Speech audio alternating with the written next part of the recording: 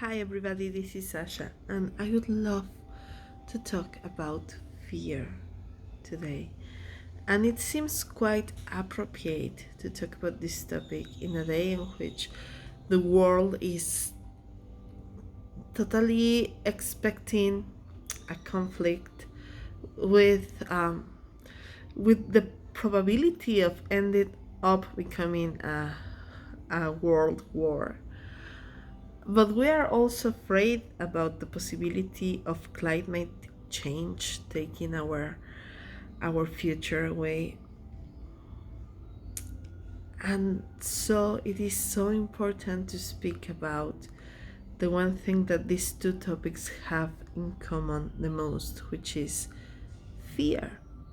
How fear makes us move and what happens to us when we move from fear. It is not unusual and it is not new for us to have something to be terrified about. We have been taught to fear anything and anyone. Fear those that are different, fear those that have a different culture, fear those that have a different background, a different skin tone, a different language, fear those that have different economies, fear our government. What if they come after me for earning a lot of money? What if they come after me because I'm not earning enough money? What if they come after me for whatever reason? We are being taught to live out of fear. And even as very small kids, one of the things that we learn first in school, I still remember that class perfectly well, was how important fear is for kids' developmental safety, right? Like we learn to fear getting born or getting too close to the edge or getting too close or to the fire or speeding too much. Fear is a safety mechanism, and it is, except that we have embraced living out of fear as a constant way of relating to the world. All the time, everywhere we are relating to the world from a place of fear, a fear that paralyzes us, a fear that makes us think that we need to be in constant guard, on our guard constantly. But then I remember um, this one book I read from this author that I have been trying to remember her name. I swear I will write the name in the comments when I remember her name. But it is this woman that died. Well, she had a near-death experience, a very near-death experience. And the one thing that she understood when she was on the other side, briefly, was first of all how everything Dying to Be Me. That's the name of the book. Dying to Be Me. And I love her and I can't remember her name right now, but well, the book is Dying to Be Me.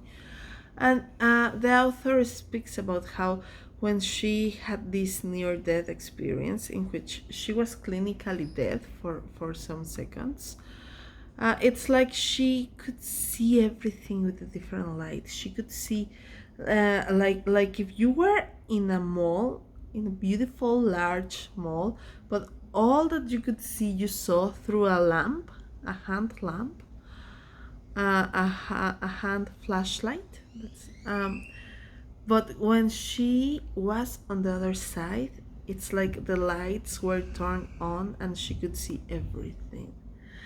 And I remember that experience very similarly once during a meditation in which I was meditating on the Hermetic principle of only God understands God. Therefore, I was connecting with this God consciousness, and I felt for a moment that I was one with all, that I could understand it all. For a moment, when I came back my consciousness again was back into this flashlight consciousness that she refers to. Well, when she was on that other side of the veil, the one thing that she recalls the most was the memory of fear guiding her life.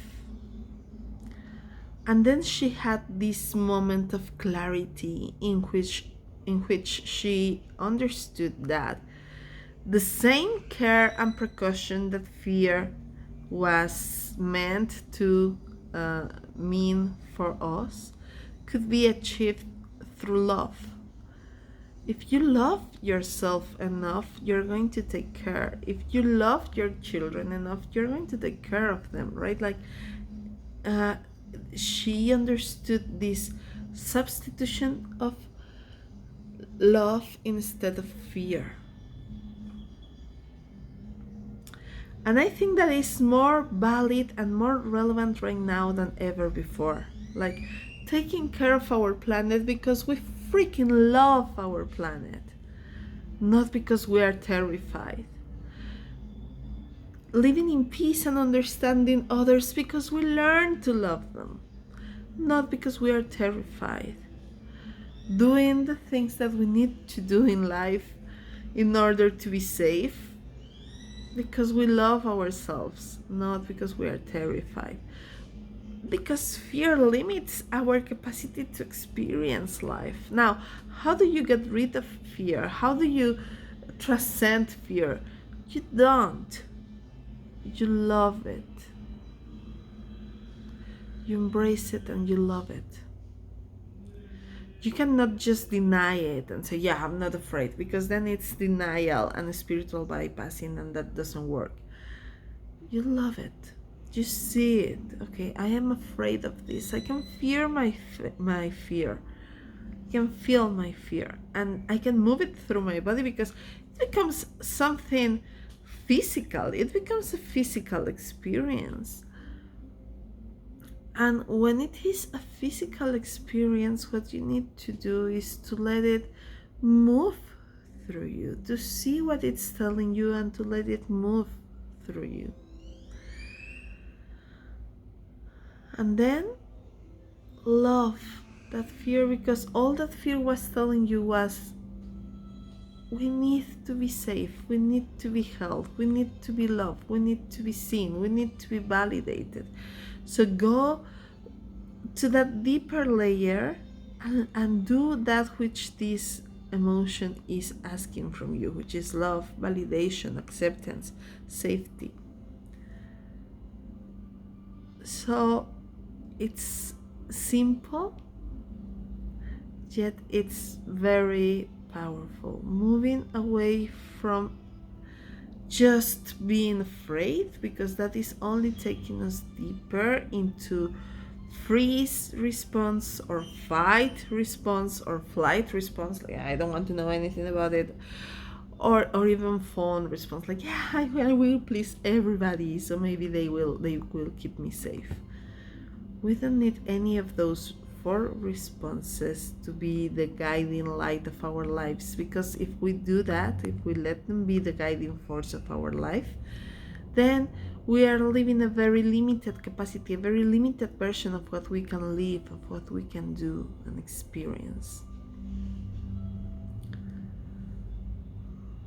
So it's about blessing this fear, letting it move through our body, hearing what it has to tell us, and loving ourselves, and loving the hell out of ourselves. That is the one and only way. Loving each other, loving ourselves, loving that fear, loving that experience, and doing things out of love, not out of fear. We don't know what the future will hold. I just know that I used to be super afraid. In 2012, I was terrified. I really believed that something terrible would happen on December 21st, 2012. I was terrified. And I made choices out of fear. I chose not to go to a place that I wanted to go, to an amazing ritual. I chose to spend the night home with my kids, thinking that it was the worst. I chose to buy a small piece of land that eventually was taken by the that's a crazy story, that eventually was taken by the drug cartels in Mexico, because I thought that was the only safe place, because my teachers then told me that that was the safe haven and shit like that. And fear just made me make stupid choices. Instead, when I have chosen out of love, things haven't necessarily been easier, but I can guarantee they have been very transformative, and I have been very contained. So I hope this experience is useful to you. Contact me if you need help with moving through your fear. That is what I do. I teach people how to move through their emotions in their bodies so that they can be free of their control, and instead being the one experiencing the emotions. So I still have 7 places open for people who want to work long term with me this year, or I'm available for brief healing processes. I will love hearing what you think about this. Let's be in touch. Much love.